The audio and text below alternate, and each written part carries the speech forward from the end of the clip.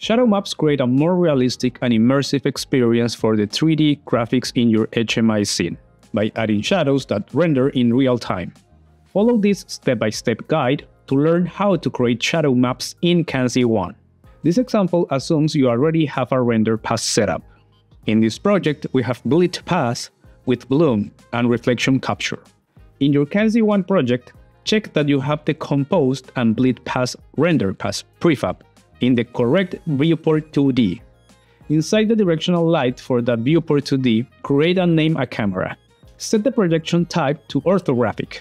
Then set the orthogonal plane size to a number suitable for your scene, but at least 30. In this example, we use 40. Use Z translation on the camera to control its distance. We are using 35, but find a value that works for your scene. Create another composition target render path. To avoid confusion, rename it as Draw Shadows, and then put it before your main composition. Inside the Draw Shadows, add a clear render path and pipeline state render path. The clear render path must be on top of these two. Create a Draw Objects render path in the pipeline state render path, and rename it Draw Casters. Now, we need to check some settings are correct. In the pipeline render path, make sure depth right is enabled and call mode is set as back. In Draw Shadows, check. Depth texture format is D24_UNOR. Depth compare is less or equal. Addressing mode is clamp and filter mode is linear.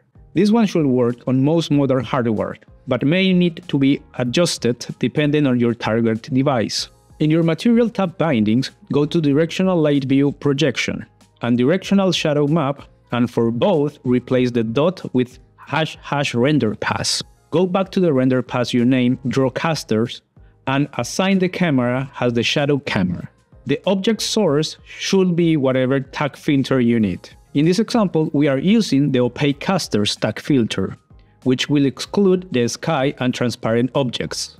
Next, in the Composition Target Render Path, go to Draw Objects and choose Add Binding.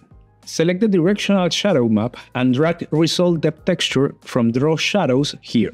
Repeat the steps to add binding, but this time choose Directional Light View Projection.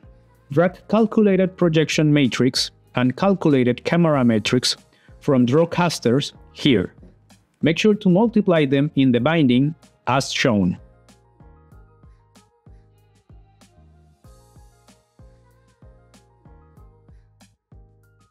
Save the binding and then remove the two properties from the Draw Casters path. You will now see your shadow maps in the scene. That's how you set them up, but you can also create a camera to see what the shadow camera is looking at. To do this, create a pipeline render path, rename it, and then create a bit render path inside it. Add a binding to texture 0 and drag Resolve Depth Texture from Draw Shadows. Then change the viewport area settings so it isn't covering the whole screen.